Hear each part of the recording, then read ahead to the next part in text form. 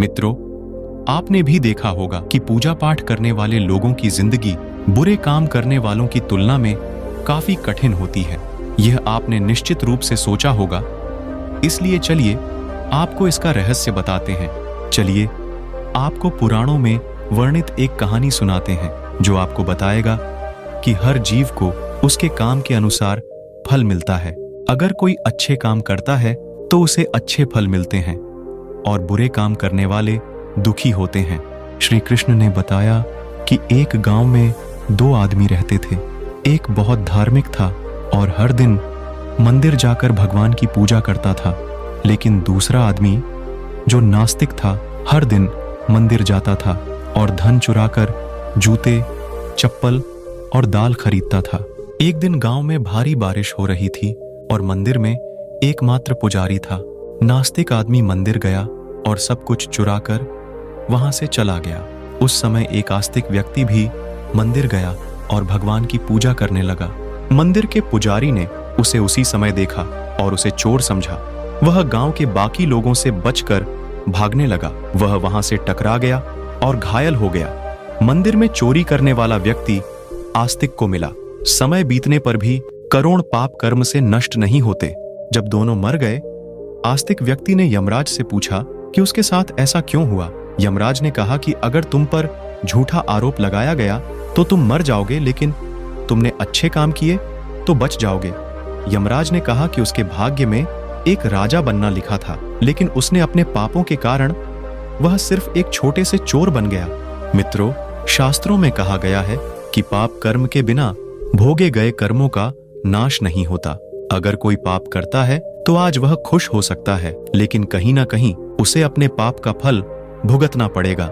यह भी एक कहानी है कि एक बहुत पापी व्यक्ति एक रास्ते से जा रहा था और उसे बहुत सारा सोना मिल गया। उसी रास्ते से एक अच्छे आदमी जा रहा था। उसे एक कांटा लग गया और वह जमीन पर गिर गया। उस स्थान पर कुछ लोगों ने सोचा कि यह बहुत गलत हुआ और दोनों आदमियों की कुंडली ले जाकर एक पंडित को दिखाई। पंडित ने कहा कि पापी व्यक्ति का भाग्य राजा बनना था, लेकिन उसके पाप के कारण अब उसे सिर्फ इतना सोना मिला है। उस भले और धर्मात्मा व्यक्ति के जीवन का आज आखिरी दिन था, लेकिन उसके अच्छे कर्मों की वजह से वह बच गया। क्या बुरे कामों से बच सकते हैं? शास्त्रों में कहा गया है कि हर व्यक्ति को अपने अच्छे और बुरे कामों का परिणाम भुगतना होगा।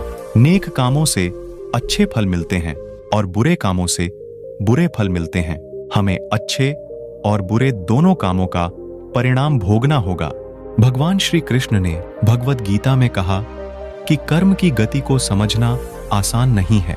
इसका अर्थ यह है कि यह समझना बहुत मुश्किल है कि किस जन्म में हमने क्या किया है और उसका क्या फल मिलेगा। यह संभव है कि आपने हजारों जन्मों पहले किया होगा जिस पाप के कारण आज आपको इतना बुरा हुआ है। इसके अलावा आप शायद अनजाने में कुछ गलत किया हो जिसके बारे में आपको पता नहीं है। क्या धोखा देकर किए गए पापों का परिणाम मिलता है? कर्म का सिद्धांत सटीक नहीं है। चाहे आप जानबूझकर करें या अनजाने में, अगर आप कुछ गलत करते हैं तो आपको उसका फल अवश्य मिलेगा। शास्त्र कहते हैं कि अगर आप अचानक आग को छुए तो आपका हाथ जलेगा ही। शास्त्रों में कई कहानियां हैं जो बताती हैं कि अनजाने में किए गए पाप का फल भी लोगों को मिला है। पांडवों के पिता महाराज पांडु की एक कहानी है कि उन्होंने एक हिरण को तीर मार दिया था। वे उस समय नहीं जानते थे कि एक ऋषि ने हिरण का रूप लिया था और उनको श्राप दे दिया था, जिसके कारण वे बाद में मर गए। शास्त्रों के अनुसार क्षत्रिय राजाओं को शिकार करने की अनुमति थी और हिरण को मारना कोई पाप नहीं था, लेकिन पांडु को पता नहीं था कि वे एक ऋषि थे, इसलिए उन्हें इतना बुरा श्राप मिला कि वे मर गए। पाप से बचने के लिए क्या करें?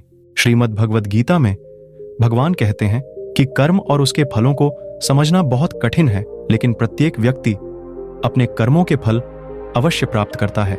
श्रीमद् भगवद गीता के अध्याय 18 में भगवान श्री कृष्ण ने कहा कि सभी धर्मों को छोड़कर मेरी शरण में आओ और मैं तुम्हें सभी पापों से मुक्त कर दूंगा।